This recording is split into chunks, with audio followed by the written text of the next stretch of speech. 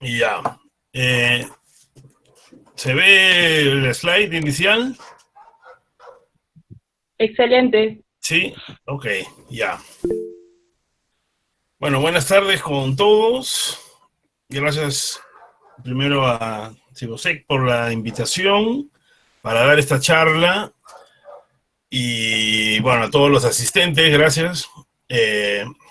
Bueno, mi nombre es Fernando Angulo. Como ya me presentaron, soy un forestal de La Molina que vive en Chiclayo y bueno, he estado trabajando con aves en los bosques secos los últimos 20 años y entonces voy a dar una charla que trata de los endemismos de las aves en los bosques secos del noroeste del Perú, ¿no? Entonces, primero voy a hacer una pequeña introducción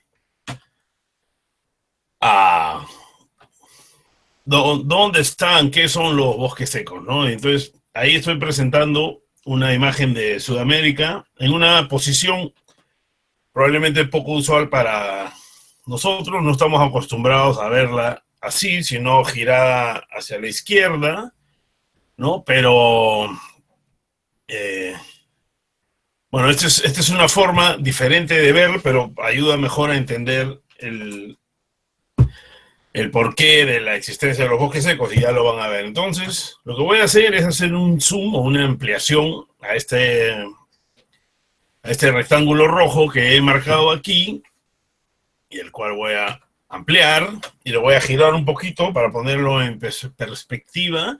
Entonces estoy mostrando, como ustedes pueden ver ahí, la costa norte del Perú y Ecuador también, ¿no? Un poco para entender los bosques secos del noroeste del Perú, primero tenemos que olvidarnos un poco de la división política, ¿no? El borde Perú-Ecuador es una división política, es una línea imaginaria trazada después de tratados, acuerdos, guerras, etcétera, pero no responde a ningún patrón biogeográfico ni de distribución de ningún elemento natural, ni aves, mamíferos, nada, reptiles, nada. Simplemente son líneas imaginarias. Entonces, para entender esto, yo en esta ocasión he sacado los límites y voy a hablar de los bosques secos en general, no necesariamente de Perú en este momento. Ya después me voy a centrar un poco más en los bosques secos del Perú, pero por ahora, para entenderlo, eh, tenemos esta figura y eh, esa línea que acaba de aparecer representa una corriente marina, que es la corriente de agua caliente, que se llama el Niño. También es, bueno, una corriente de agua caliente conocida como el Niño, ¿no? Y tiene esa dirección digamos, de lo que se ve aquí de izquierda a derecha, ¿no? Y baña toda esa costa con aguas calientes, ¿no? Por eso las costas, mejor dicho, las aguas de la costa norte en el Perú, Tumbes, si se quiere poner, por ejemplo, son aguas calientes, ¿no?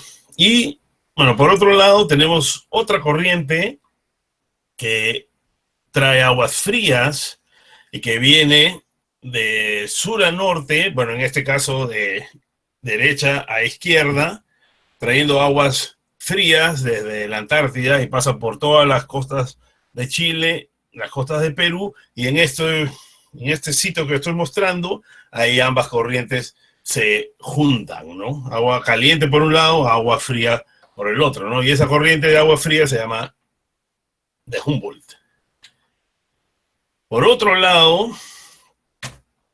podemos ver que la cordillera de los Andes en general tiene esta orientación, como se ve ahí, ¿no? Siguiendo más o menos esta línea amarilla que he mostrado ahí. Y por otro lado, la cordillera de los Andes hacia el sur tiene esta otra orientación, ¿no? Como esta línea lila que está ahí, ¿no? Entonces, justo en esta zona que está quedando ahí como demarcada, la cordillera hace un giro, ¿no? Es como que hay un doblez. Y justo en esa zona está este rayo rojo que está señalando al área, al punto exacto donde está el Labra de Porcuya, que es el punto más bajo en la cordillera de los Andes, y bueno, tiene 2100 y tantos metros, ¿no? Imagínense ustedes la cordillera de los Andes cruzando los Andes en, no sé, Ticlio, ¿cuántos metros son? Varios miles de metros, ¿no? O en Ayacucho, o en Cusco, Cordillera Blanca, por encima de los 6000. En este punto, la cordillera llega apenas a 2100 y tantos metros, ¿no? Es un sitio donde la cordillera baja, pero el punto más bajo es el Labra de Porcuya, pero la zona en general es una zona baja de la cordillera, ¿no? Y se le conoce como la depresión de Huancabamba, ¿no? Entonces, un poco, esto ha determinado, donde está esta línea verde que acaba de aparecer, esa zona, todos estos bosques que cubren esa sección, se les conoce como los bosques húmedos tropicales del Pacífico, o el Chocó. Y si ustedes, yo no he sacado una foto acá, pero si ustedes ven o buscan cómo se ve el Chocó en Google, googlean bosque tropical del Pacífico Chocó, verán que es básicamente un bosque tropical como si fuera la selva, ¿no? Para lo que nosotros conocemos como la selva. Pero por otro lado, la costa, como estamos viendo en esta parte de la izquierda aquí, se ve como bosque tropical. Por el contrario, y esto probablemente muchos estén más familiarizados con este punto, cualquier sitio en la costa de Lima, un poco más al norte, al sur, sabemos que es desierto, ¿no? Desierto del Pacífico, ¿no? Entonces, ¿dónde aparecen los bosques secos? Justo en esta zona, ¿no? En la zona entre un bosque húmedo tropical y el desierto al sur, el bosque húmedo al norte, y los bosques secos son esta transición entre que pasamos de desierto, como lo conocemos, muy poca vegetación o nula, a un bosque tropical, ¿no? Ese intermedio vendrían a ser los bosques secos del ecuatorial. El bosque seco tiene diferentes nombres, ya lo vamos a ver, ¿no? Pero esto un poco para que quede claro en qué está encerrado, digamos, los bosques secos, ¿no? En parte, la cordillera de los Andes, el mar de diferentes temperaturas y diferentes tipos de bosque, uno mucho más húmedo, o bueno, de cobertura en este caso, uno mucho más húmedo y uno desértico. Y en ese entremedio están el bosque seco ecuatorial, ¿no? Entonces, ya pasando un poco a Perú. Los bosques secos en el Perú, según este mapa del MINAM, el mapa de cobertura vegetal del Perú, del MINAM en 2012, tenía este mapa, ¿no? Donde aparecen, voy a el puntero láser, donde aparece esto, que serían los bosques secos ecuatoriales, ¿no? Porque están, digamos, los bosques secos del noroeste ecuatorial, por el hecho de que se distribuyen también mucho más al norte, cerca de la línea ecuatorial. Se les conoce como noroeste, como dice acá. Están también aquí señalados los bosques secos del Marañón, que es esta línea delgada que está justo a lo largo del río Marañón, que divide Cajamarca y Amazonas y algunos de sus tributarios. Y aparece también este otro bosque seco del río Apurímac, ¿no? Esto un poco para decir que cuando hablamos de bosque seco en Perú,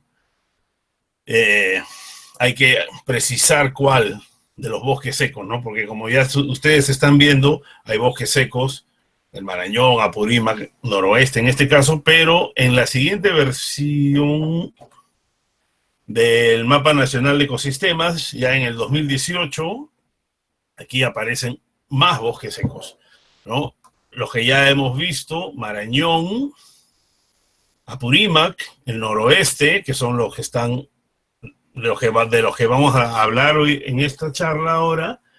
También están Mantaro, que está en esta zona, Pampas, que está por aquí, Guayaga, que está aquí en esta zona, en el río Guayaga, N. Perené, por aquí, y Urubamba, que es aquí, ¿no? En Cusco. Entonces ya estamos viendo que este mapa ha incluido otros bosques secos. También, ustedes si ya ven la leyenda, tienen varias denominaciones, ¿no? Como bosque, no recuerdo bien, semiseco, creo le han puesto, pero en general todos los tipos de vegetación donde el común denominador es bosque seco, son estos de acá, ¿no? Entonces, nuevamente para recalcar que cuando usamos el término bosque seco en el Perú, tenemos que hacer referencia a cuál de los bosques secos, ¿no? Y cada uno es más interesante que el otro, no importa en el orden en que los pongan, ¿no? Y tienen mucho endemismo. Bueno, yo voy a tocar este tema. En fin. En este caso, de lo que nos vamos a ocupar es esta parte, ¿no? Este círculo, más o menos, un poco más arriba, abajo, pero es básicamente esta zona, lo que se llama bosque seco del noroeste o bosque seco ecuatorial. Y yo he sacado del mapa forestal cuáles son los tipos de cobertura que hay, ¿no? Que están contemplados dentro de este bueno, tipo de bosque en general, y los que están mencionados son bosque estacionalmente seco de llanura, ¿no? O sea, dentro del bosque seco en general están el bosque estacionalmente seco de llanura, el bosque estacionalmente seco ribereño, el bosque estacionalmente seco de colina y montaña, el matorral sérico y el bosque tropical del Pacífico, ¿no?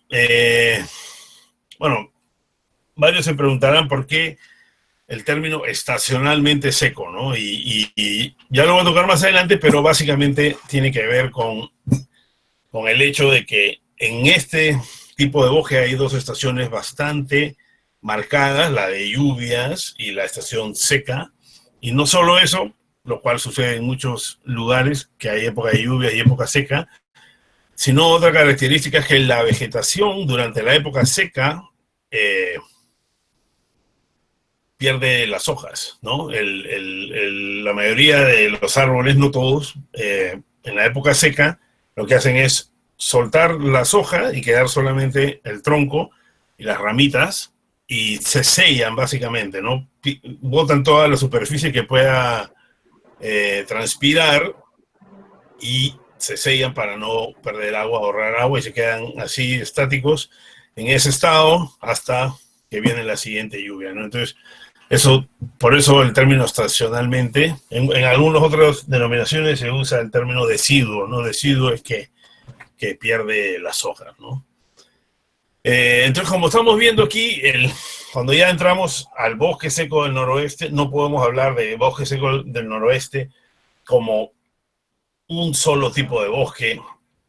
Ustedes han visto, empieza en sus límites, están, digamos, entre un bosque bastante húmedo al norte y un desierto al sur. Entonces es lógico pensar que haya un tipo de bosque seco que no sea tan, que es una transición entre desierto y bosque, y por otro lado hay un tipo de bosque que es una transición entre bosque húmedo a bosque seco, ¿no? Entonces hay toda una serie de gradientes que pueden variar de norte a sur y también de este a oeste o de oeste a este, ¿no? Básicamente al norte es más húmedo, al sur es más seco, y al oeste es más seco y al este es más húmedo, ¿no? Entonces hay estas combinaciones de humedad, pero lo vamos a ver mejor en dibujitos, en fotos. Pero antes quería hacer hincapié en que lo que conocemos como bosque seco ecuatorial tiene mucha coincidencia, ya entrando un poco en aves, con lo que se conoce como la región tumbesina, ¿no? La región tumbesina le da el nombre del departamento de Tumbes, ¿no? Es esta región que está ahí marcada aquí, ¿no? Que coincide mucho con los bosques secos ecuatoriales, ¿no? Y es una región que está al suroeste de Ecuador y noroeste del Perú. Es la región tumbesina de endemismo, ya lo voy a explicar eso más tarde, y el endemismo no solo se da en aves, sino también en otros grupos, ¿no? En mamíferos que son exclusivos de esta zona, reptiles, plantas y probablemente muchos otros taxa que tienen especies que se distribuyen exclusivamente en esta zona, ¿no? Es un área pequeña, relativamente pequeña, comparada con la extensión de otros biomas, como Amazonía, por ejemplo, y como les había dicho, tiene dos épocas bastante marcadas, la época húmeda y la época seca, ¿no? También algunos le dicen época de lluvias y época seca, pero sucede que en muchas de las épocas de lluvias no llueve, ¿no? Entonces, igual hay humedad, hay nubosidad, pero a veces no hay precipitación. Entonces, mejor hablar de época húmeda más que época de lluvia. Y otro fenómeno que afecta mucho lo que sucede aquí es el fenómeno del niño, ¿no? El fenómeno del niño, en pocas palabras, ¿recuerdan este gráfico inicial de las dos corrientes de mar que se cruzaban o que se chocaban básicamente a la altura de no sé, del Cerro Villescas aquí, en esta zona, ¿no? Una corriente que viene del norte, otra que viene del sur. La corriente que viene del norte, cuando se da el fenómeno del niño, lo que hace es ganar espacio e irse mucho más al sur de lo que normalmente va, ¿no? Y eso por una debilitación de los vientos alisios, que son los que mueven estas masas de agua fría de sur a norte, y eso permite que entre esta lengua de agua caliente y haya mucho más evaporación de agua del mar, y además esta evaporación, cuando los vientos que vienen del sur pierden fuerza, los que ganan fuerza son los que vienen de oeste a este, y eso empuja la humedad hacia adentro, choca con la cordillera de los Andes y llueve, se vuelve, o sea, la precipitación aumenta hasta 10 veces. Hace 2017 hubo un fenómeno del niño, muchos lo recordarán, y bueno, acá tuvimos pues un montón de lluvias en Lambayeque, La Libertad, Piura, Tumbes, incluso hasta Ancash, Lima, Ica, ¿no? Entonces, este ecosistema es muy afectado por el fenómeno del niño, porque cuando sucede, lo que aquí, espacios que normalmente son muy secos, de la nada se ponen verdes como la selva, ¿no? Solo por un corto periodo de tiempo. Entonces, afecta mucho la dinámica de la reproducción de las plantas, del traslado y movimiento de animales en general, ¿no? Pero bueno, en fin, vamos a ver un poco cómo se ve el bosque seco, ¿no? Una foto donde se ve árboles bastante dispersos en una zona desértica, ¿no? Y esto lo conocemos como matorral.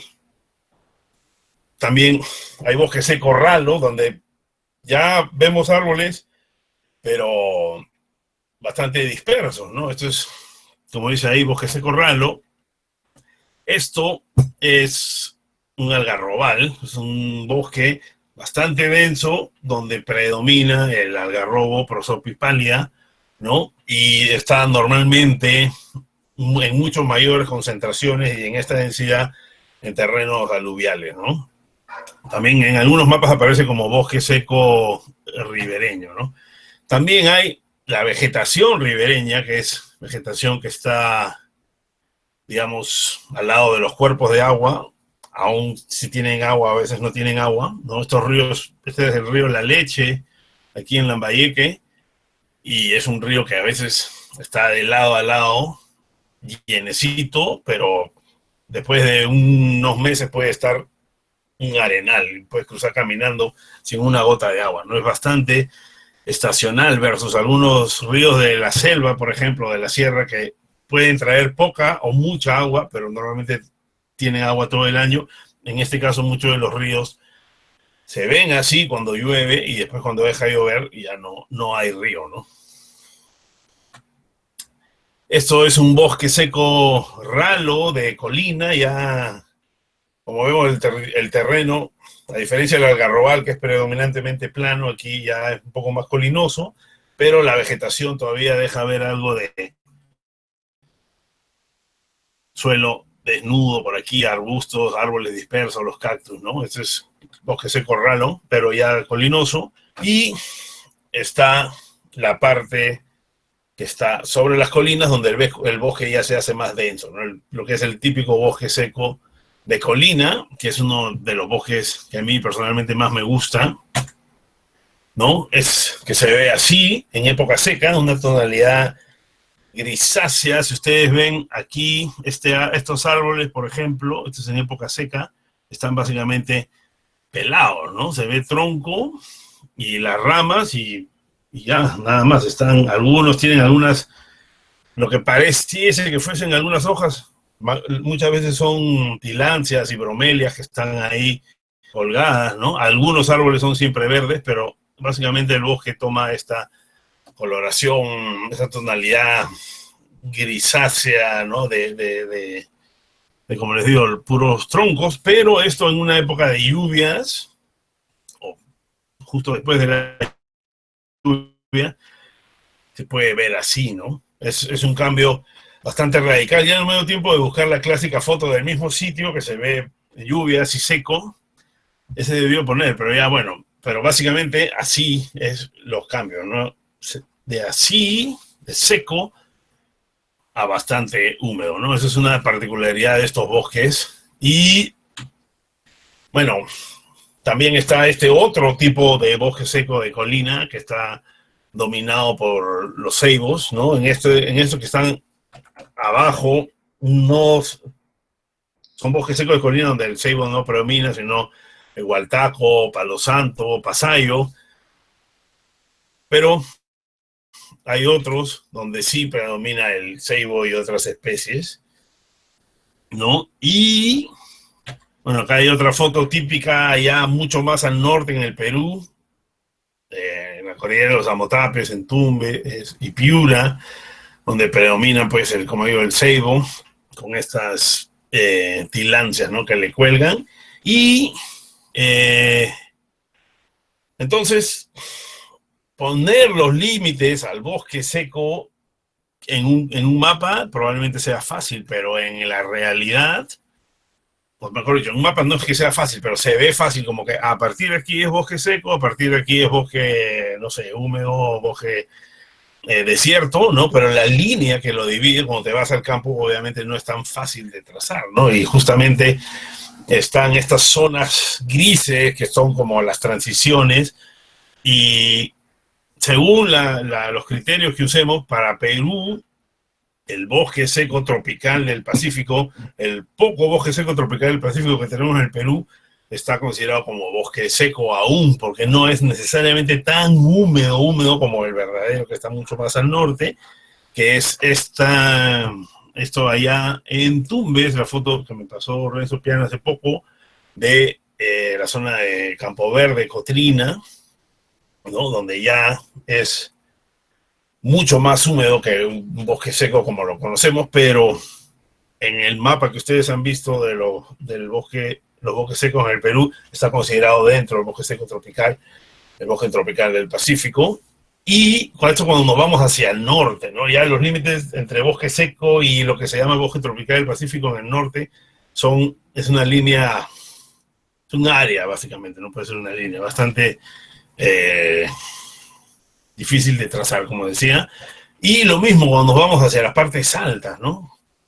si cogemos una ladera en la cordillera y nos empezamos a ir hacia arriba, poner la línea donde termina el bosque seco y empiezan los matorrales montanos o bosques montanos, también un poco difícil de poner, ¿no? A los 2000 metros, 1400, dependiendo. Pero digamos que más arriba en la cordillera se ve algo así, ¿no? Entonces, ya, eso para la parte, digamos, de cobertura vegetal, vegetación. Y ya, ahora voy a entrar un poco a las aves, ¿no? Bueno, se supone que la charla es de aves, así que voy a tratar de hablar de aves. En verdad, no he puesto mucho de aves porque hay mucho más que entender para, mejor dicho, que conocer para entender por qué hay las aves que hay en la zona de los bosques secos del noroeste del Perú.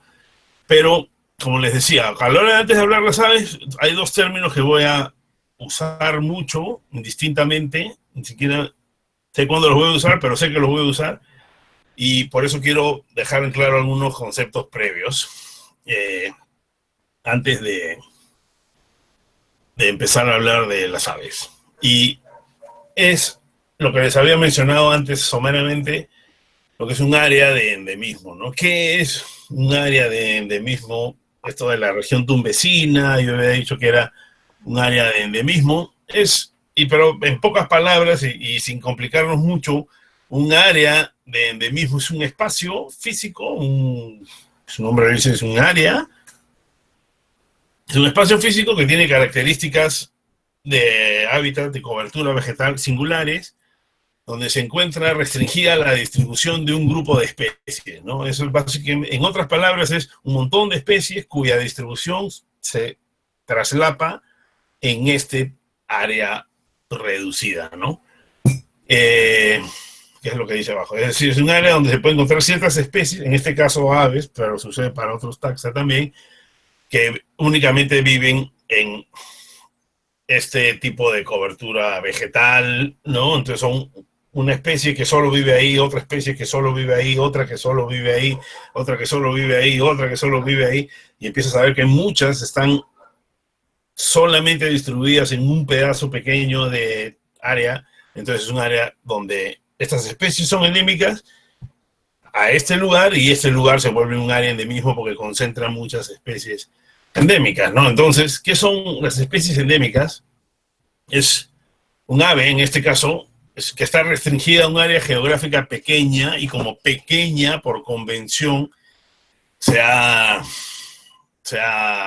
definido como menor a 50.000 kilómetros cuadrados, ¿no? Pero el término, en este caso es un endemismo biogeográfico, pero el término está extendido a ser usado también políticamente, ¿no? Hablamos mucho de las aves endémicas de Perú, de las aves endémicas de Ecuador. En este caso yo me estoy refiriendo a las endémicas de la región tumbesina, que es un área que es básicamente los bosques secos, aunque estos bosques secos no están restringidos a Perú, están en Perú, en Ecuador. Es una especie endémica de la región tumbesina, no necesariamente solo ocurre en Perú, puede estar en Perú y en Ecuador, pero también se usa mucho el término endémico para una especie cuya distribución geográfica está únicamente en un país, en este caso, o un área política, ¿no? Endémico de Tumbes, endémico de Piura, endémico de Perú, y en ese caso es un endemismo político, ¿no? Y entonces, como ejemplo, dice, existen aves endémicas del Perú, por ejemplo, la pava blanca, toda la distribución de la pava blanca está en Perú, o existen aves endémicas de un área de endemismo, lo que acabo de decir, ¿no? La región tumbesina.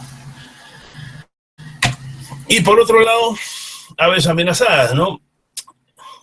Existen especies, o sea, ¿qué es un ave amenazada? Es una especie cuya población silvestre ha disminuido a un número tal en el que peligra su supervivencia futura, ¿no? Sus números empiezan a reducir.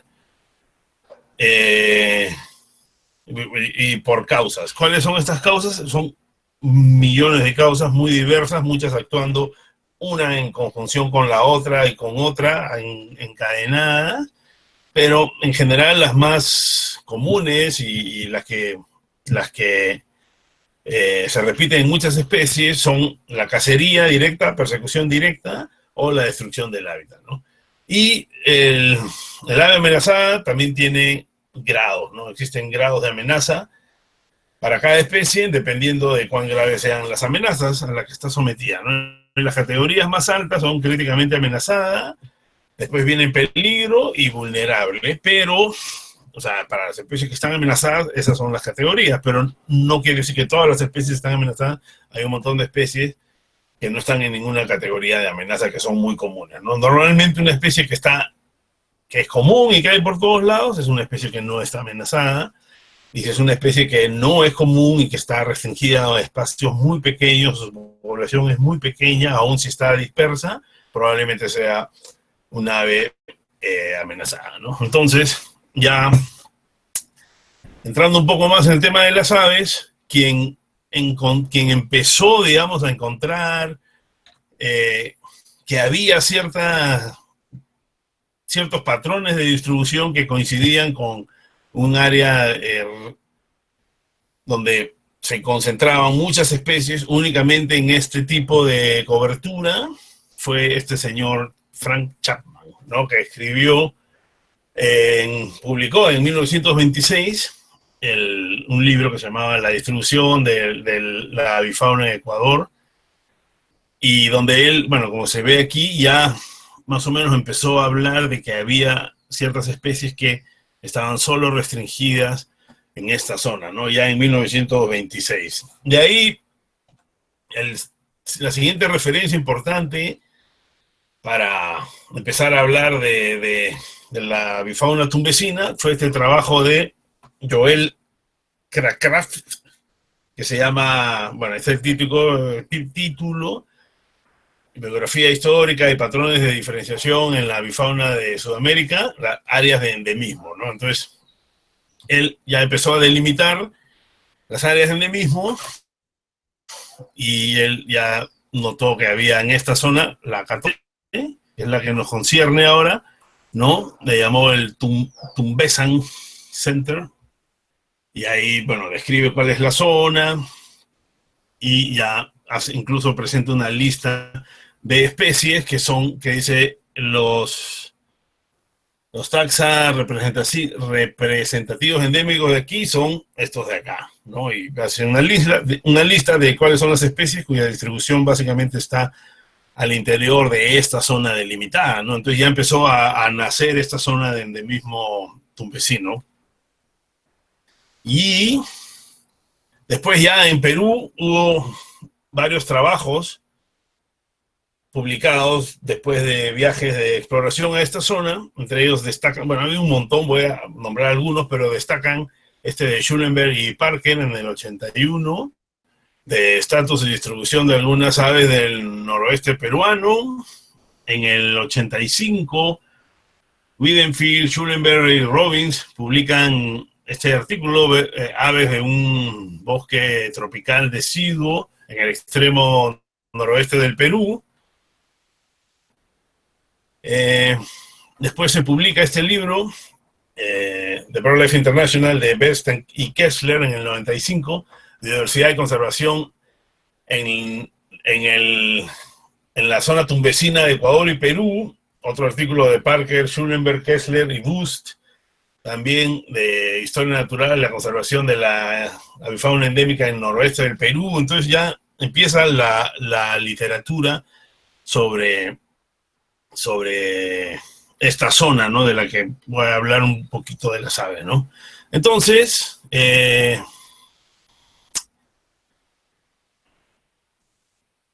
a ver, pensando, ok, ustedes ahorita me están escuchando, yo estoy hablando de las aves endémicas, pero haciendo un paréntesis, en esta época de coronavirus, donde hay mucha información y mucha de la información que recibimos puede ser falsa, fake news, ¿no? O puede salir a hablar una persona que en verdad no sabemos quién es.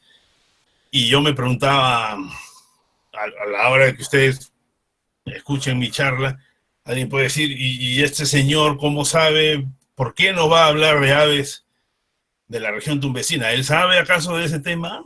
¿No? Yo mismo me preguntaba, ¿y por qué no alguien puede cuestionarme y decir, niño, tú eres un charlatán? ¿No? ¿Tú qué sabes de estas aves? ¿No? Entonces, para tratar un poquito ese tema, lo que dije es, ok, voy a hacer un paréntesis aquí para más o menos tratar de demostrar que algo sé de las aves de esta zona, ¿no? Para permitirme hablar y enseñarles a ustedes sobre estas aves.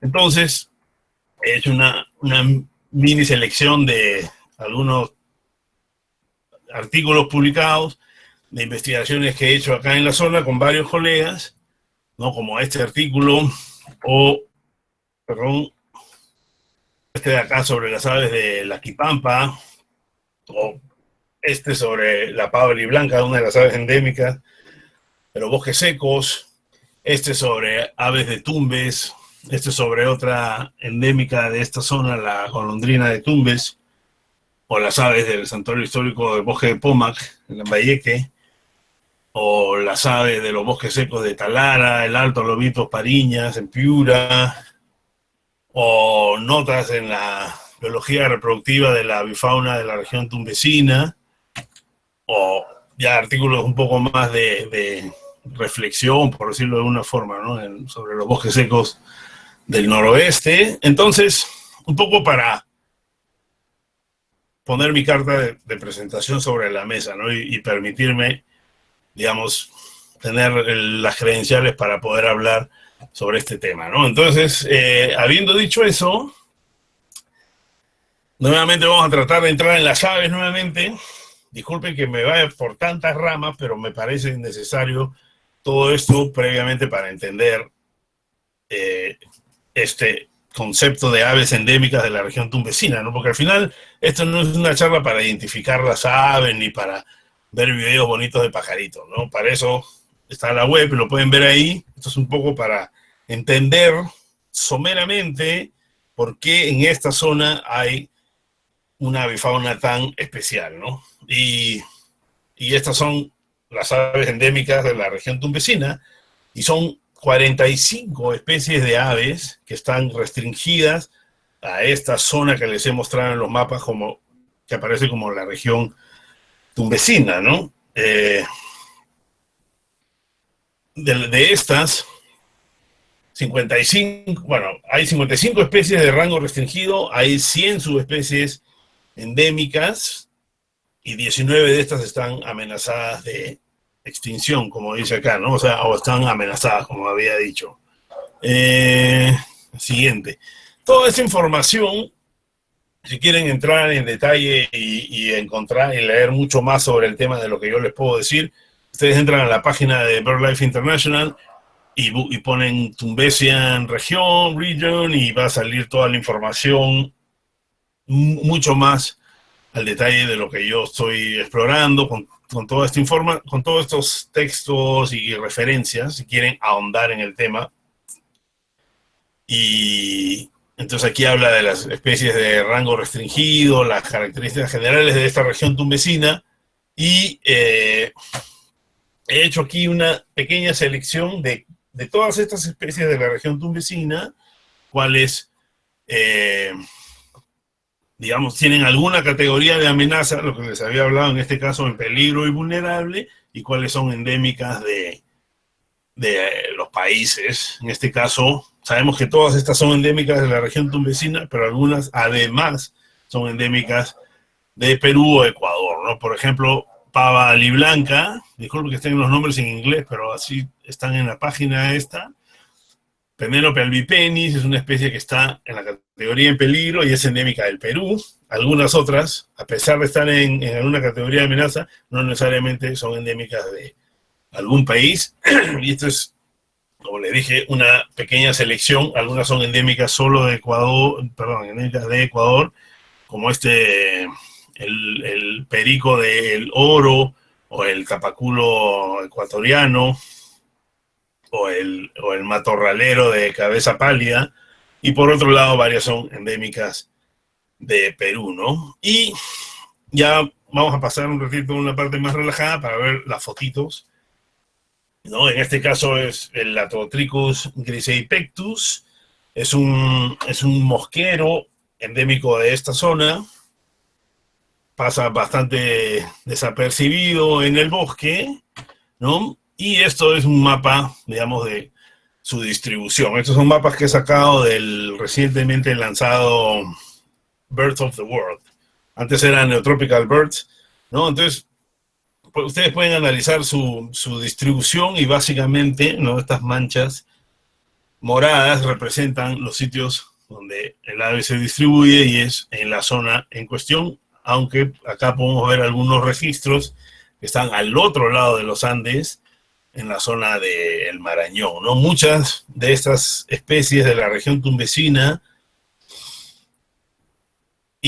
muy interesantemente, tienen individuos, mejor dicho, individuos de la misma especie que están al otro lado de los Andes, cruzando los Andes, en la parte del Marañón, ¿no? Que tienen una distribución en bosques secos del noroeste y un poco en el Marañón. Y otro tanto son especies que... Estoy escuchando un ruido. En fin. Y otras son especies que tienen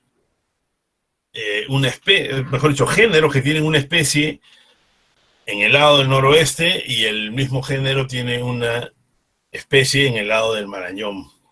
Dos ejemplos, por ejemplo, Forpus celestis, el periquito esmeralda, tiene poblaciones al noroeste, tiene poblaciones en el Marañón, pero también hay un Forpus xanthops, ¿no? Que está en la zona del Marañón, que es endémico de los bosques secos del Marañón.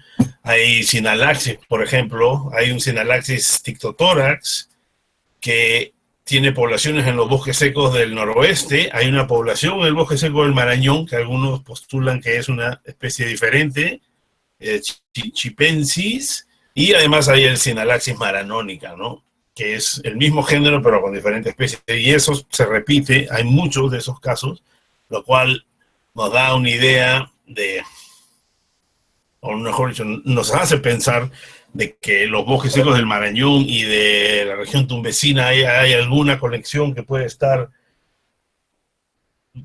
el Abra de Porcuya, justamente esta zona baja entre ambos bosques, puede tener alguna relación, o quizá el levantamiento de la cordillera de los Andes separó poblaciones que antes eran lo mismo y les puso un muro entre medio y ambas se especiaron en especies diferentes. No sé, ya eso lo investigarán ustedes en algún momento, pero sigamos viendo a el mosquero real del Pacífico. También en este caso, algunos lo consideran especie, otros subespecie, pero sea como sea, la población que está aquí, que apenas entra al Perú en la zona de Tumbes, también es considerado endémico de la región tumbesina, ya sea como especie, si es que llega a ser una especie después de los estudios que se le hagan, o como subespecie, está restringida, y ustedes pueden ver que la cordillera de los Andes justamente separa estas poblaciones, ¿no? Ya han habido muchos casos de especies que tenían poblaciones a ambos lados de los Andes, y estas poblaciones resultaron ser especies diferentes, ¿no?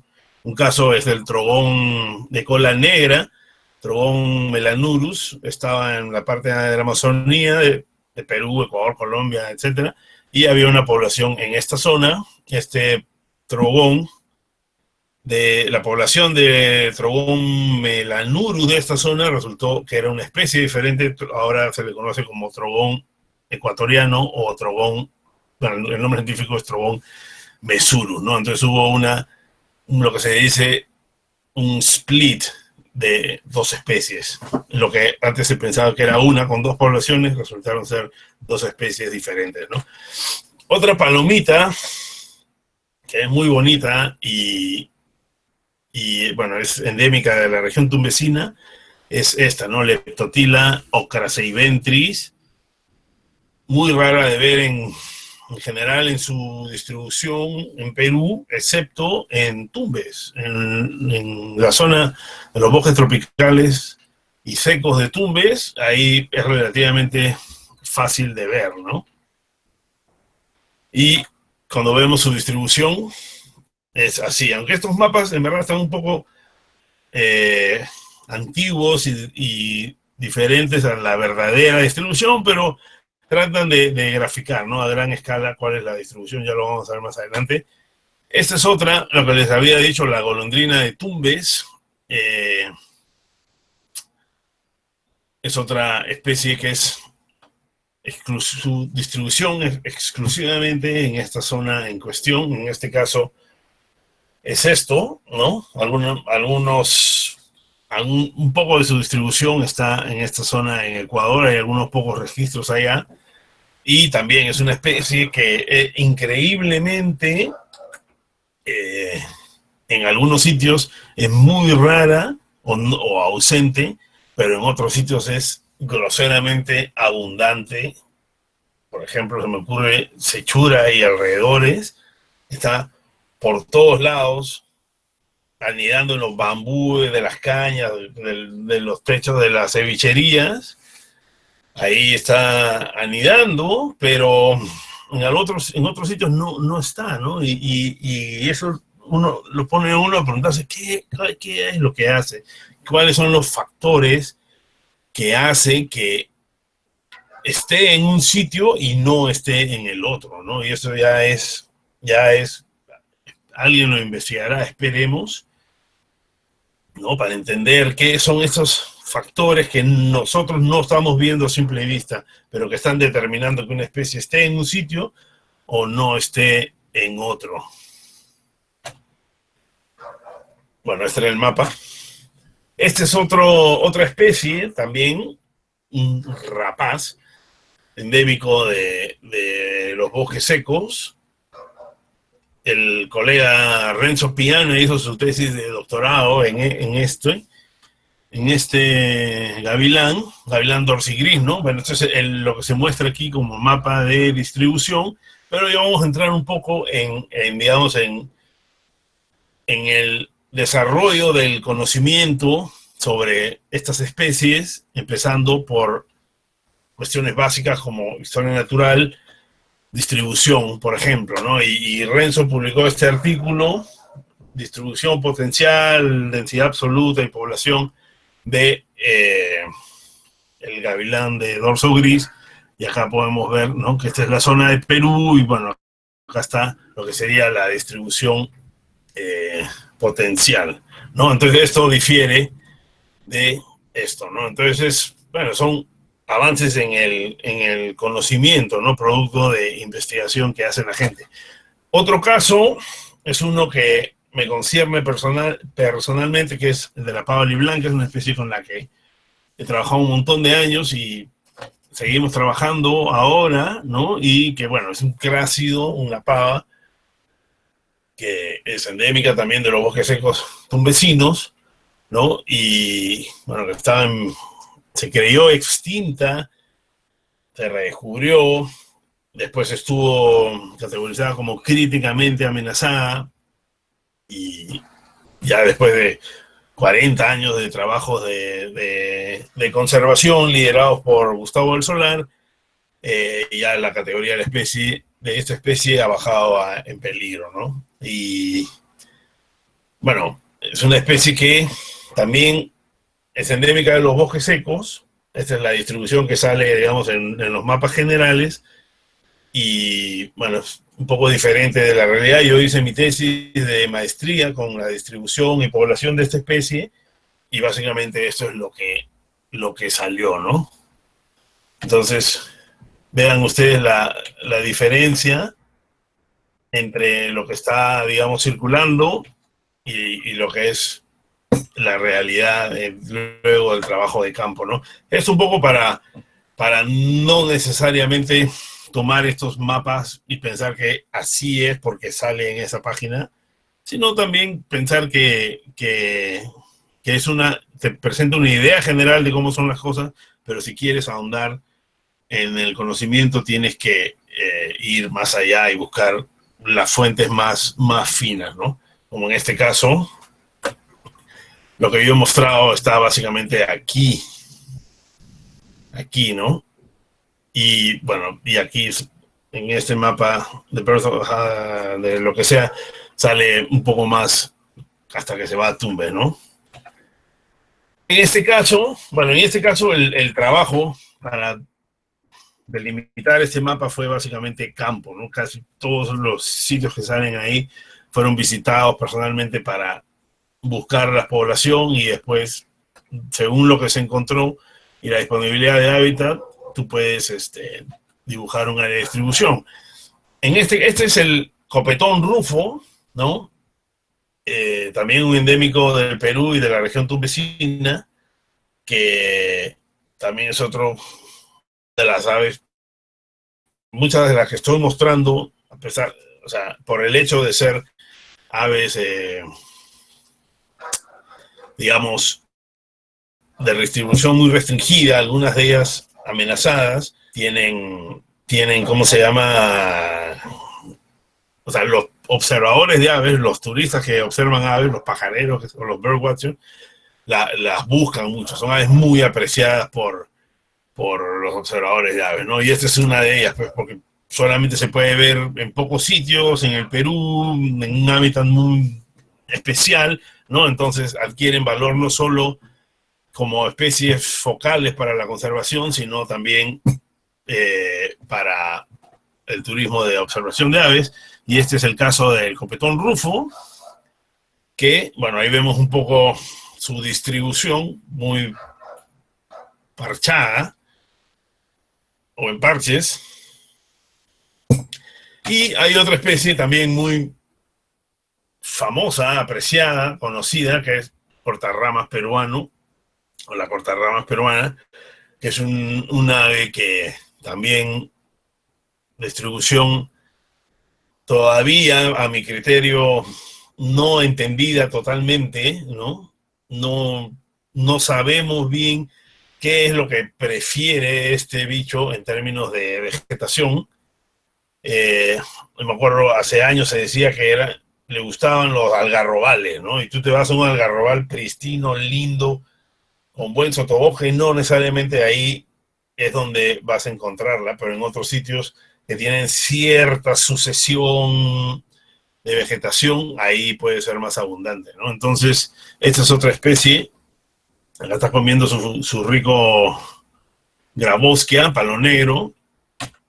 Tiene una distribución dibujada así como esto, ¿no? Básicamente parchecitos, en Talara, Illescas, Lambayeque, Pomac, etcétera, ¿no? Pero son especies que, en función al trabajo de campo y ya usando herramientas más predictoras de la distribución y software, etcétera, ya estamos empezando en función a algunos registros o a muchos registros, entender su distribución ya utilizando otras herramientas. En este caso, lo que estoy mostrando es los modelos de distribución para estas dos especies que mostré antes, Miarcus semirufus y Phytotoma raimondi, ¿no? Son esto de acá, ¿no? Podemos ver los valores, los más altos, mientras más oscuros, más alto, ¿no? Aquí para A. Miarcus, acá está,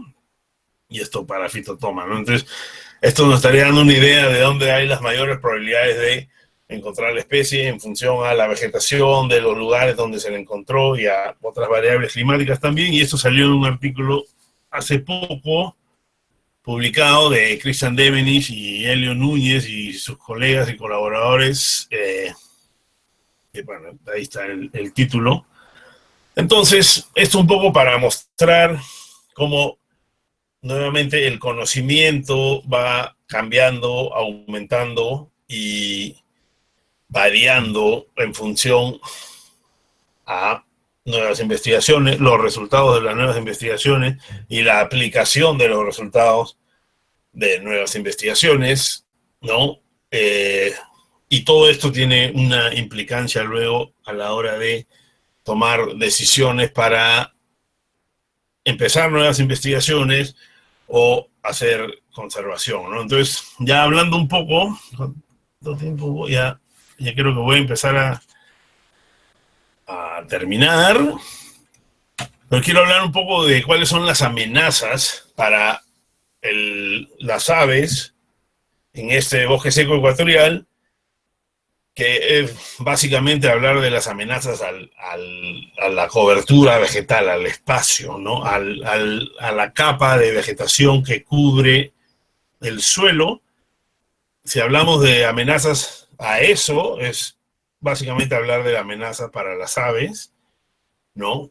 Y bueno, y para muchos otros animales también, ¿no? Así que, excepto por la cacería, muchas de las amenazas que voy a mencionar, ustedes las van a ver, son hacia la cobertura vegetal. Y una de ellas es la ganadería, ¿no? En bosque seco es muy común tener ganado suelto, criándose en el medio del bosque, ¿no? Lo cual, bueno, es un medio de supervivencia de la gente, pero en algunos sitios es excesiva, ¿no? Y uno de los efectos que tiene es que la regeneración, valga la redundancia, no puede regenerar. Muchas especies no pueden regenerarse porque los plantones pequeños que están creciendo para convertirse en un árbol son comidos por el ganado, ¿no? Entonces, en el largo plazo, modifica la cobertura de lo que es original a una cobertura básicamente basada en qué es lo que le gusta comer al ganado, ¿no? Entonces, si algo le gusta, se lo come. Si no le gusta, no se lo come y lo deja. Entonces, puede cambiar en el largo plazo la composición de especies, ¿no? Además de degradar el suelo también, ¿no?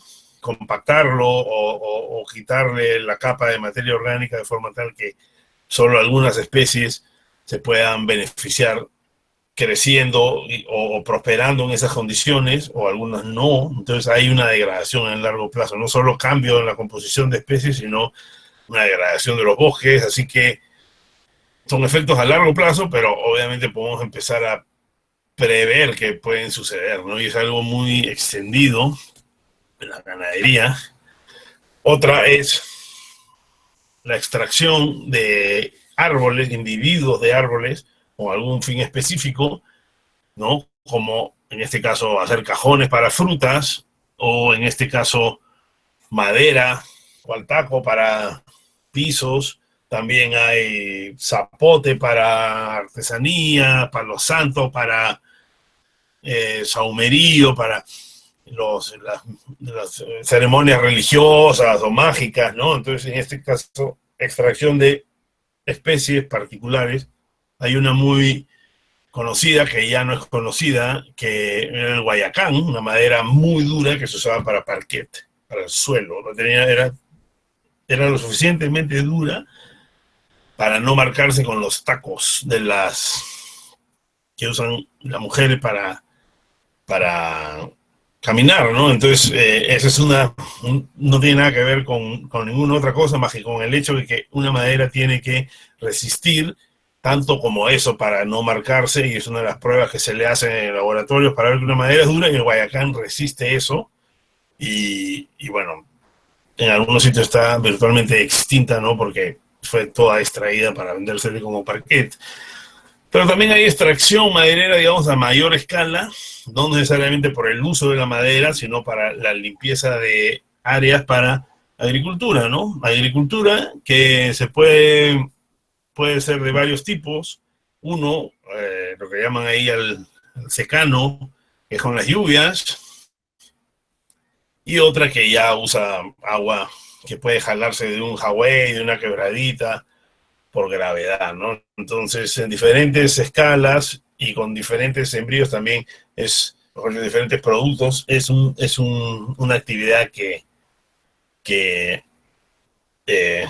elimina cobertura, ¿no? Entonces, estas razones hacen que la cobertura disminuya y por ende el hábitat disponible para una especie disminuya, ¿no? Yo había dicho al inicio que hay dos razones por las que una especie puede estar amenazada. Bueno, mejor dicho, dije que había un montón de razones, pero dos son las más recurrentes: persecución directa y destrucción de hábitat, ¿no? Y tú puedes llevar a la extinción una especie sin matar un solo individuo, solamente empiezas a borrar, eliminar cuál es el hábitat que necesita y la especie va a desaparecer sin matar un solo bicho, ¿no?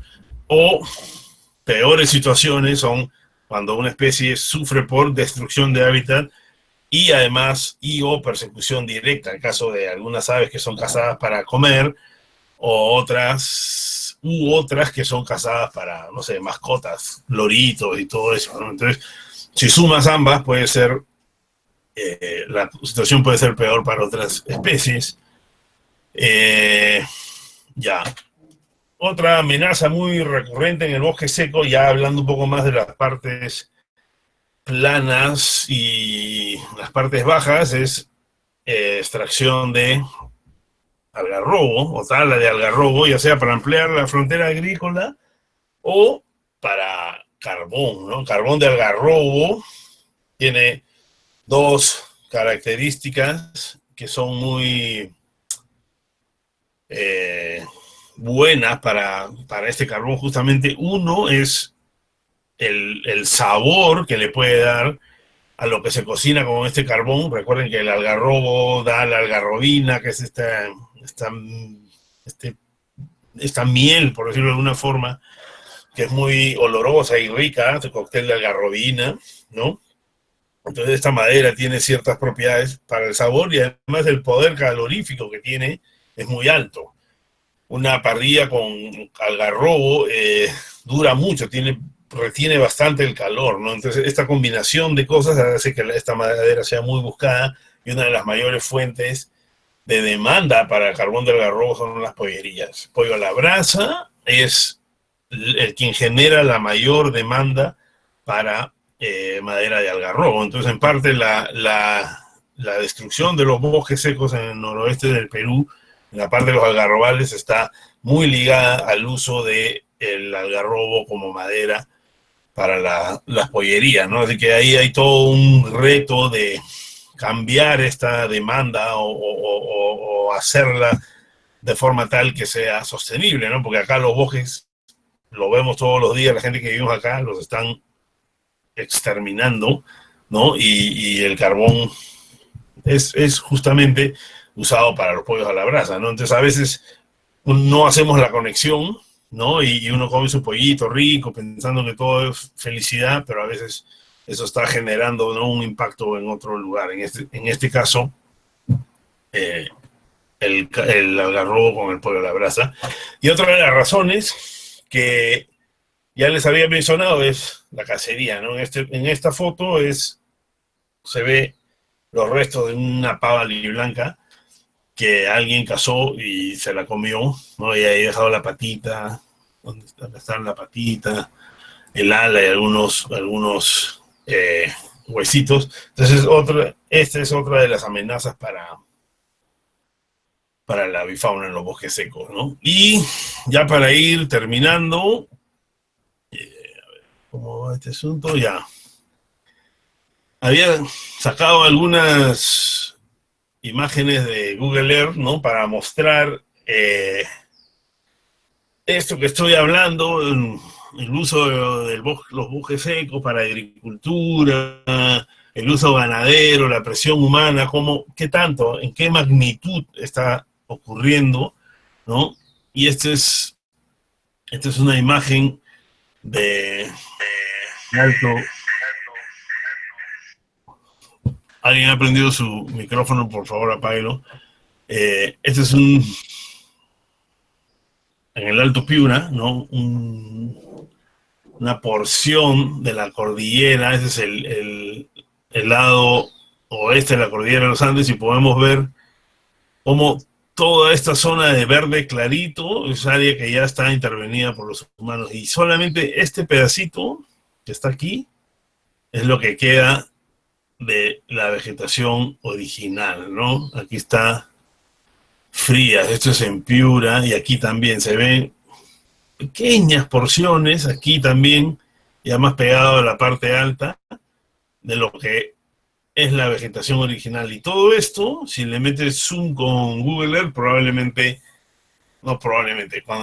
zoom con Google Earth vas a ver que son pequeñas parcelas agrícolas, ¿no? Entonces, esta es, digamos, un poco la situación de lo actual, ¿no? De los bosques secos. A ver, la siguiente.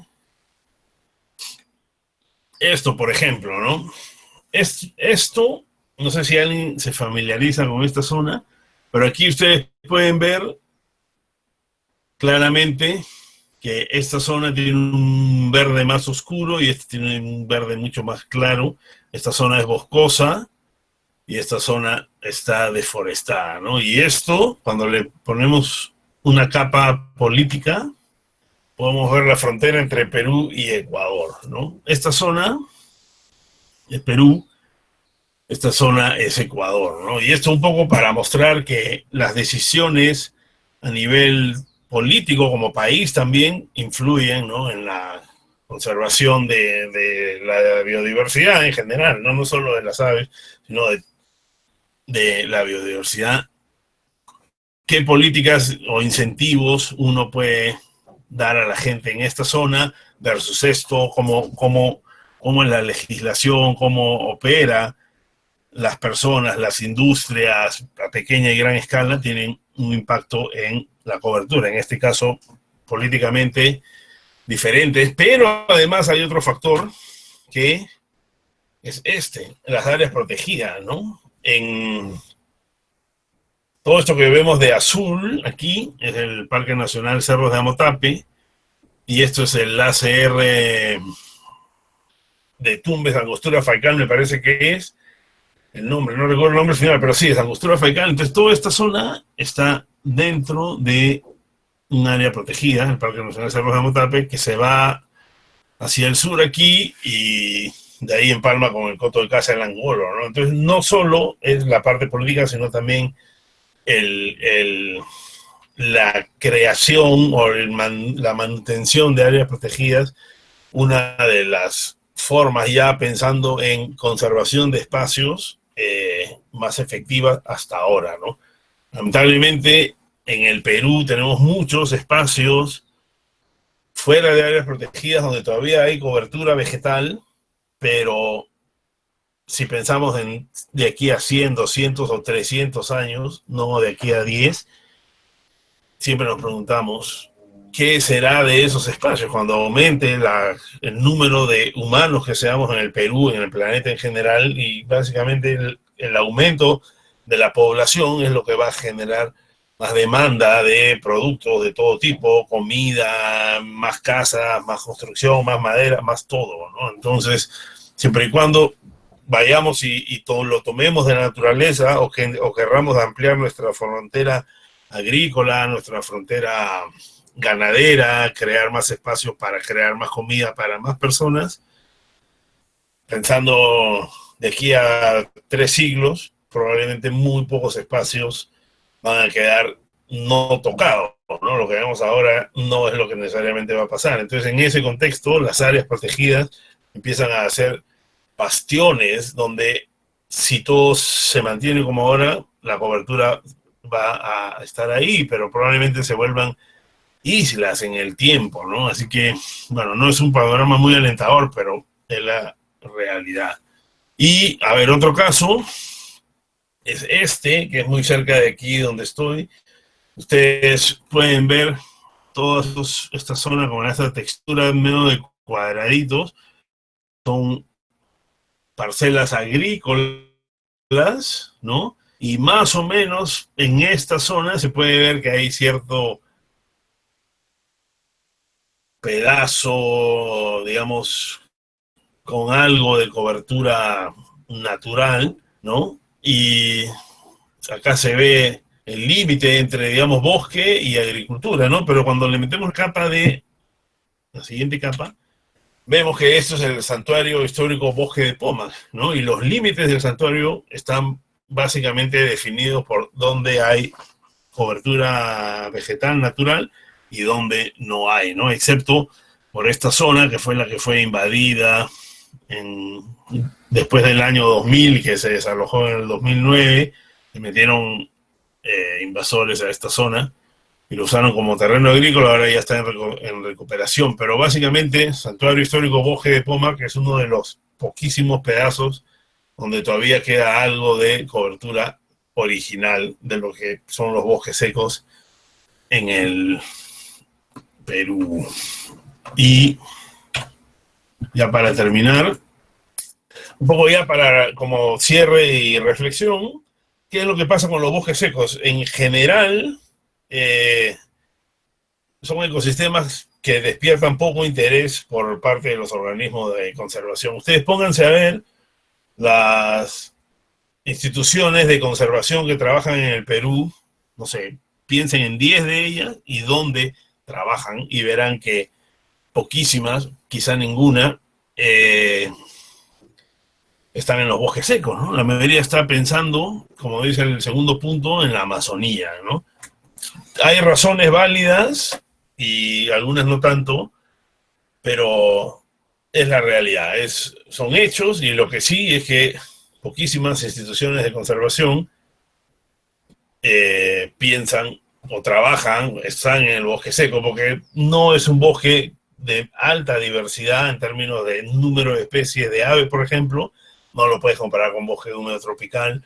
Si acá hablamos de 100, 150, 200 en un buen sitio, un bosque tropical puede estar hablando de 400, 500 especies, ¿no? Y lo mismo para otros taxas, ranita, mamíferos, plantas, etcétera, orquídeas, lo que sea, ¿no? Entonces, lo especial de los bosques secos está en su un endemismo, ¿no? Qué tan únicos son, ¿no? Algunas personas sí pensamos que es algo muy especial y trabajamos por eso, ¿no?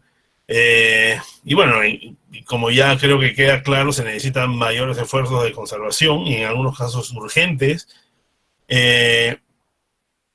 Y ya hablando un poco de escalas, hay muchas especies amenazadas y endémicas en esta zona por el mismo hecho que es un ecosistema que se distribuye o está en un espacio pequeño geográficamente, por ende, bueno, tiene las especies endémicas de las que hemos hablado y por ejemplo, deforestación de un número X de hectáreas, digamos 500 hectáreas, representa en términos porcentuales un porcentaje mucho más alto de destrucción de hábitat versus otros ecosistemas, como Amazonía, ¿no? 500 hectáreas en Amazonía sería un porcentaje mucho menor que 500 acá, ¿no? Entonces un proyecto de irrigación o de desarrollo agrícola de tantas hectáreas tiene un impacto en la destrucción porcentual del hábitat mucho más alta, y además cómo afecta a las especies que tienen distribuciones mucho más pequeñas y poblaciones por ende mucho más pequeñas, hay un impacto mayor, ¿no? Entonces, eso por ahora. Ya con esto creo que voy a terminar. Sí, ya viene mi último slide, que es bueno, dar las gracias a los que han asistido y por la atención. Y bueno, eso es todo.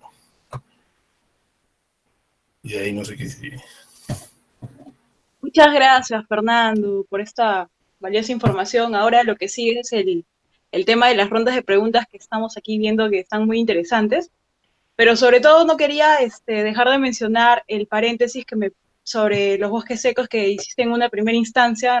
Realmente es importante porque sigue siendo ecosistemas, ¿no? Donde hay vacíos de información y bueno, a responder entonces estas preguntas, ¿no? que han realizado aquí los presentes. Ya. Ya, Ahorita, voy por la primera. ¿O cómo prefieres? ya, no, primero, ¿qué es lo que se está viendo ahorita? ¿El slide o qué? Bueno, se está viendo el slide que dice gracias. Ya. Ya, y además se me está escuchando. Sí, exacto. Ya. Ok, ya, entonces vamos a las preguntas. Ya, listo. Gracias, Fernando, por eso. Entonces, la primera pregunta es, ¿cuáles son las estrategias más apropiadas para conservar aves endémicas? Ya. A ver, espérate, dame un segundo.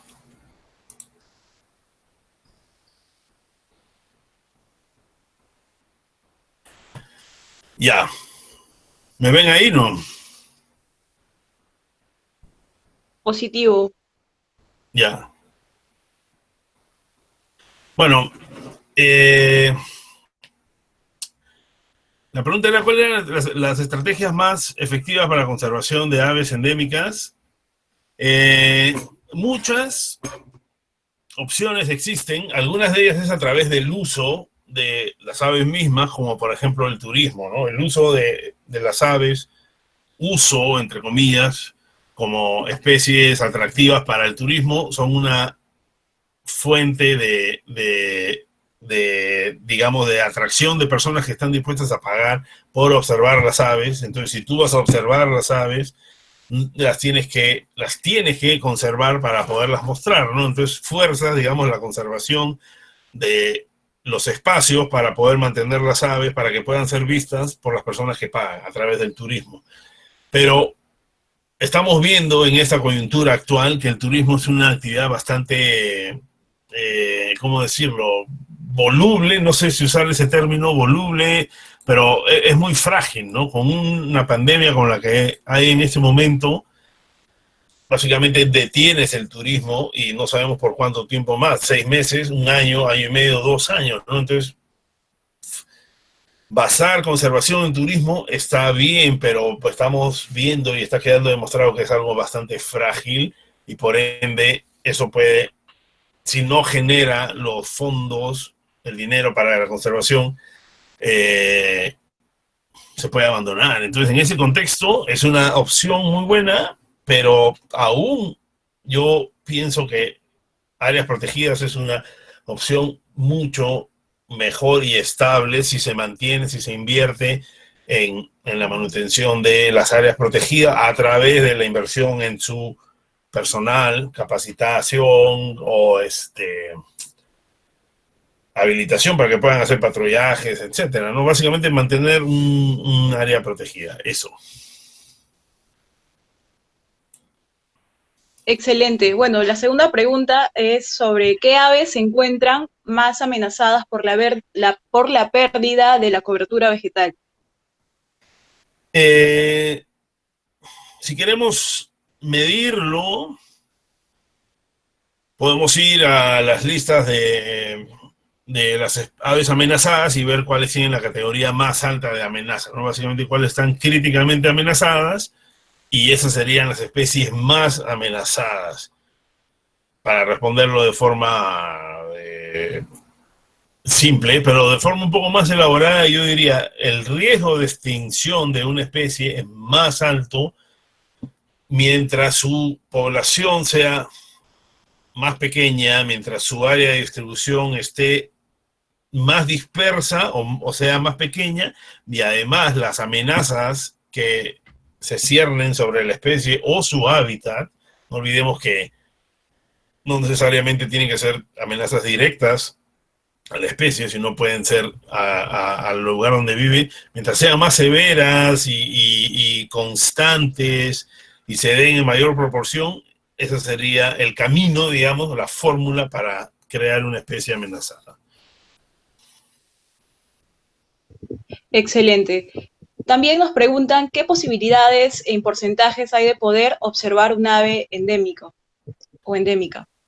Es bastante alto si estás en el hábitat apropiado, ¿no? Esta cuestión es una especie ¿cómo voy a decirle?, de magia, en el sentido de que si te vas al hábitat apropiado para una especie, puede ser muy común en el sitio correcto. Y después te puedes tratar de buscarla en el sitio no correcto, en lugares que no cumplen los requerimientos de la especie en términos de hábitat y no la encuentras. El ejemplo que hablaba de esta golondrina de Tumbes, hay sitios donde pero está botada por todos lados, pero te mueve 20, 30 kilómetros en lo que aparentemente es un sitio apropiado y no está, ¿no? Entonces, mi respuesta final sería, si vas al sitio que tiene las características apropiadas y necesarias para la especie, la vas a ver de todas maneras, ¿no? Por ejemplo, para ver pava blanca, te tienes que ir a un bosque de colina que esté mejor entre 600 y 1200 metros entre aquí y allá, y si vas a bosque de ese tipo, a la hora apropiada del día, ¿no? Muy temprano en la mañana, lo más probable es que veas, ¿no? La especie, pero si vas a un sitio que no está en esas características, o puedes ir a ese sitio a una hora no apropiada, a la 1 de la tarde con un solazo, quizás no la veas, ¿no? Así que por ahí va la respuesta. Excelente. ¿Qué aves elegiría usted como especie bandera para los bosques secos del noroeste del Perú?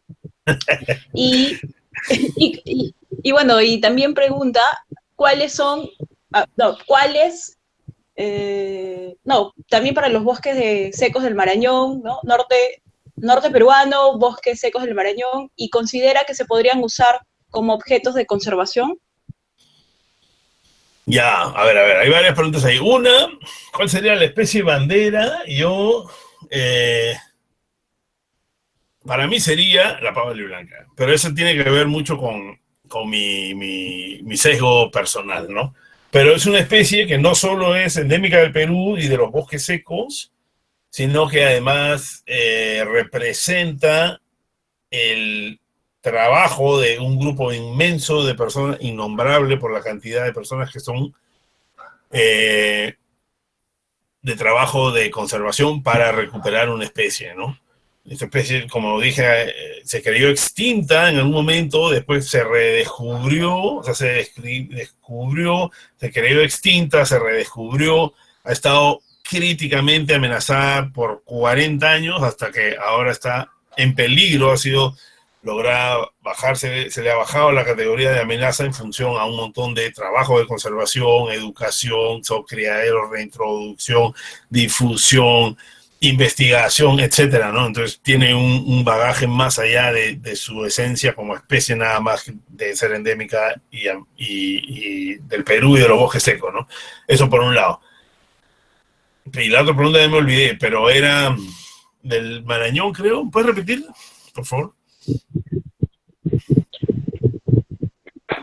Sí, claro, mencionaba de qué ave o qué aves elegirías como especie bandera para los bosques secos del norte peruano y también para los bosques del Marañón. Y asimismo, o sea, si podrían ser objetos de conservación. Sí, o sea, para los bosques secos del norte ya lo dije, ¿no? Para los del Marañón, esa es una pregunta un poco más difícil porque tiene un buen grupo de especies endémicas, hay como 20, pero ¿cuál sería? Probablemente una especie tipo, no sé, hay varias, la paloma del Marañón, por ejemplo, ¿no? El Chenalaxis maranónica podría ser, o un Incaspisa quizá, estos Incaspisa ortizi, laeta, watkinsi, que es el género en general Incaspisa, que tiene 5 especies, es endémico de Perú, y 3 de estas especies de Incaspisa están en el Marañón, ¿no? De hecho, Jaén ya ha nombrado a Incaspisa watkinsi como el ave símbolo de la provincia de Jaén, en Cajamarca, y es más, le llaman el gorrión jaeno. Pero también está en Amazonas, ¿no? Así que quizás podría ser esta. No sé, es una respuesta bastante difícil, pero candidatos hay bastantes. Y si estos pueden ser objetos de conservación, los objetos de conservación, o sea, pueden ser elegidos en función a características inherentes de la especie, como que sea endémico de tal sitio o tal otro, ¿cómo se llama? Por sus características propias, porque se distribuye solo en este espacio, entonces es endémico del Perú o de los bosques secos del Marañón o del Perú, etcétera. Pero también, entonces, y por ende, por ser endémico, por estar amenazado, es un objeto de conservación, es una especie que tiene preferencias para ser conservado por encima de las otras por su calidad de endemismo o amenaza, o puede haber otra aproximación, que es el valor que le damos nosotros, ¿no? Como una especie que tiene valor cultural o tiene valor, no sé, folclórico, la gente tiene creencias o cariño mucho en una especie porque el canto le representa algo, entonces también puede volverse un objeto de conservación, ya independiente de estas características que mencioné de amenaza o endemismo, sino por el valor que tiene para las personas, ¿no? Un ave símbolo, no sé, Gallito de las Rocas, por decir algo, ¿no? Una especie que tiene un valor, o el cóndor, el cóndor andino, que tiene un valor más allá del valor como especie animal, ya tiene un significado para las personas, ¿no? Entonces, eso son las dos formas, digamos, que se puede escoger un objeto de conservación. Eso. Excelente. Fernando, yo quería hacerte una consulta porque, si bien es cierto, hemos quedado una cantidad, ¿no?, fija de preguntas, igual están surgiendo más. No sé cómo estás tú de tiempo. Sí, yo creo que podemos ir unos 10 minutos más, no tengo problema. Ya, dale. Entonces ahí te voy a decir la siguiente pregunta. Menciona que sobre la región tunecina se han establecido casi 10.000 hectáreas de uva de mesa. Algunos hacen control biológico. Básicamente matar y espantar a las aves con diferentes métodos avalados por el Minagri, que consideran a las aves como plagas. ¿Se está avanzando para cambiar esta realidad? Ya, sí. A ver, el cambio de uso de suelo, ¿no? De lo que antes era matorral, digamos, a cultivos, diferentes cultivos, uva de mesa, espárragos, frutales, arándanos, etcétera, modifica la estructura de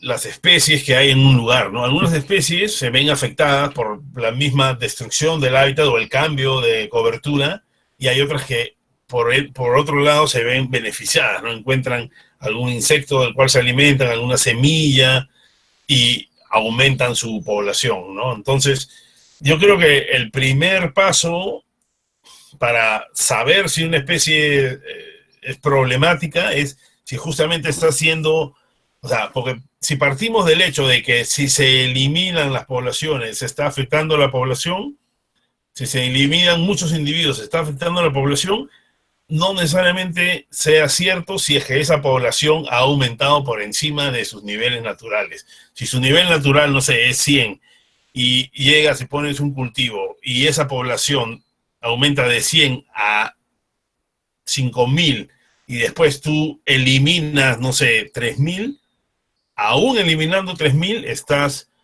dejando otras 2.000, que es mucho más de lo que había inicialmente, ¿no? Entonces no hay que verlo, digamos, como que el hecho de que se eliminen ya está afectando a la población. Yo creo que el primer paso es saber cuál era la situación inicial o cómo es la situación en sitios donde no hay esa afectación, y si son números bajos y en un lugar donde hay plantaciones es mayor, quizá no se esté afectando como población o como especie, pero puede ser lo inverso también, puede ser que sí se esté afectando, ¿no? Entonces, yo,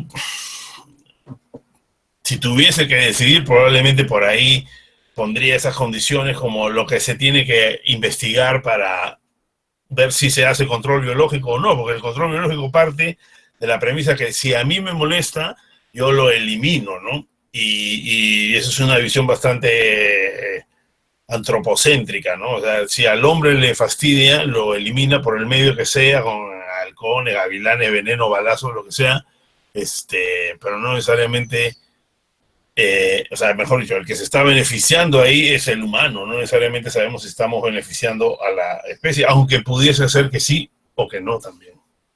Eso. La siguiente pregunta menciona si ya ha demostrado la riqueza de estos bosques, ¿se ha planteado alguna modalidad en conservación o de conservación? Sí, claro, por supuesto.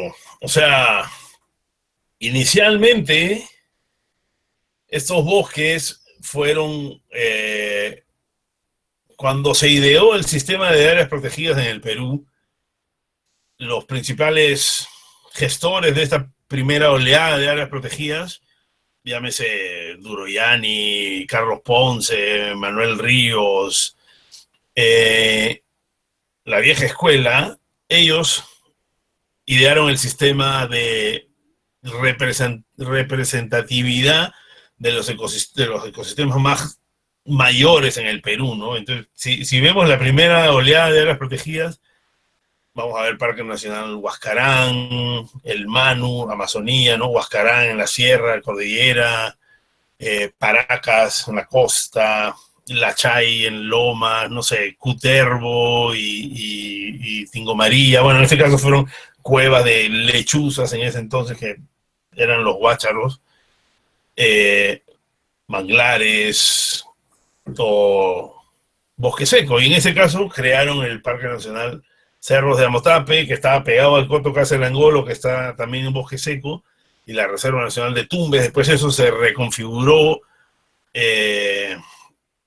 no, era la zona reservada de Tumbes, de ahí parte de la zona reservada pasó a ser el Parque Nacional Cerros de Amotape, y parte quedó como la Reserva Nacional de Tumbes, pero eso eran áreas, digamos, manejadas a nivel nacional, como el SINAMPE, el Sistema Nacional de Áreas Protegidas. Se creó la Quipampa, específico para la pava blanca, Pomac para el garrobal, y de ahí aparece la figura de áreas de conservación privada para finales de los 90, para el 2000 básicamente, áreas de conservación privada, y después áreas de conservación regional, que ya permite, habiendo el Estado central, el gobierno central, ya creado áreas que representan los ecosistemas mayores en el país, y sin, o sea, el Estado central probablemente no replique un área protegida de un hábitat similar, ya le da la posibilidad a las regiones de escoger sitios de importancia ya regional, no necesariamente nacional, sino regional, y se han creado en ese contexto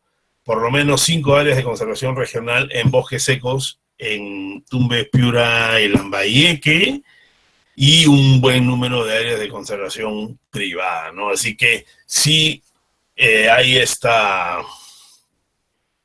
digamos, para responder a la pregunta, sí hay espacios protegidos con bosques secos.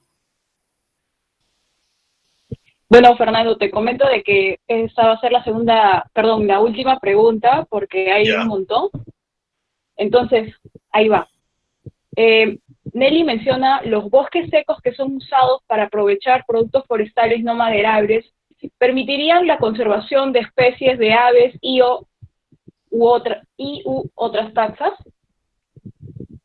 Sí, por supuesto. Por supuesto, cualquier, o sea, uso blando del bosque es mejor que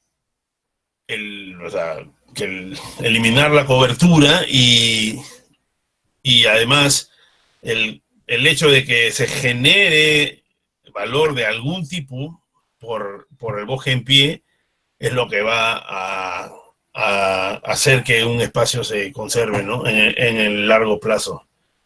Porque nosotros podemos pensar biológicamente que un sitio es muy valioso, pero para otros ojos estos sitios no tienen el valor de biodiversidad que nosotros podemos pensar que todo el mundo debería saber, ¿no? Uno, por temas de que no se ha difundido ese valor, y por otro lado, porque ese valor quizás no tiene el valor que nosotros pensamos que tiene. Hablemos de una persona o personas que están viendo estos espacios como áreas agrícolas, ganaderas, etcétera. No necesariamente el bosque en pie es valioso. Probablemente el suelo debajo tenga más valor para algunas personas. Entonces, si hay formas que dan valor al bosque, pero manteniéndolo en pie, las especies, las otras especies se van a beneficiar.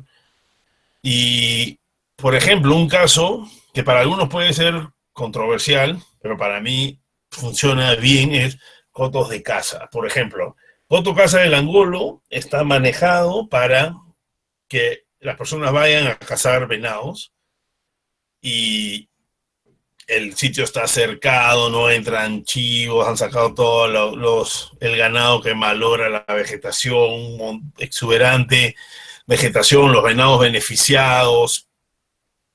es un sitio bien conservado y ellos, los que manejan el lugar, quieren que el venado esté, que haya venados para que cuando alguien vaya a cazarlo lo encuentre y pague por eso, y eso ayuda a mantener miles de hectáreas de bosque donde otros mamíferos, reptiles, anfibios, aves, plantas, cientos y tantos de especies de aves están conservados y seguros, digamos, aprovechándose, entre comillas, de que el sitio está conservado, en este caso, para una actividad económica, que es la cacería, ¿no? Entonces, si tú te pones a pensar que pobrecito el venado,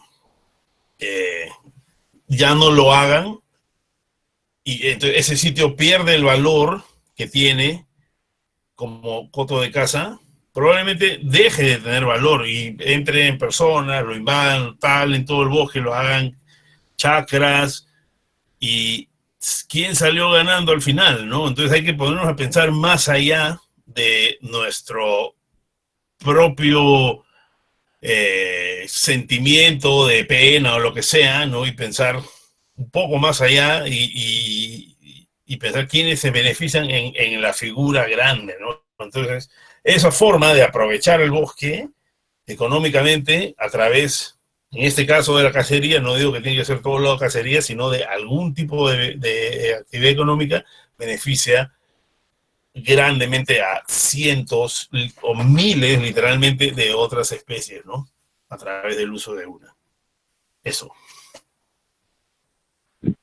Gracias, Fernando, por esta magnífica charla. En realidad, justo me encontraba queriendo escribir ¿no? al grupo para aquellos que han puesto sus preguntas y no han sido resueltas.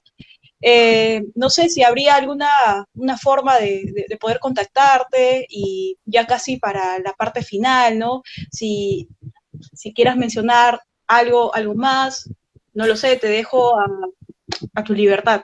Sí, no, bueno, gracias a los que se quedaron a escuchar la charla. Y bueno, es una charla que yo he dado en función a mi experiencia. Estoy seguro que el Círculo de Investigación del Bosque Seco va a invitar mucho más personas para que den sus puntos de vista y experiencia. Y gracias más bien por crear este espacio. Yo sé que siempre hay preguntas que quedan sin responder. Si me las pueden mandar por correo algunas, o sea, tampoco puedo poder responder 100, pero sí probablemente algunas o compartir algo de información para que puedan averiguar dónde conseguir o responder sus preguntas. Lo voy a hacer, así que si escribes mi correo por ahí, no hay problema. Y ya, eso es todo y gracias a todos. Gracias a ti, Fernando, por este tiempo, por tus conocimientos. De todas maneras, como se dijo en un inicio, tu correo se va a poder compartir en el grupo de WhatsApp Sí. que se ha creado. Y nada, nuevamente gracias a todos y a todas por su tiempo también. Y a seguir, pues, ¿no? A seguir. Sí. No Ya, sé. y cuídense, no salgan de su casa, eso sí. Sí, eso es muy, muy cierto. Gracias, Fernando. Sí. Ok, listo, adiós con todos.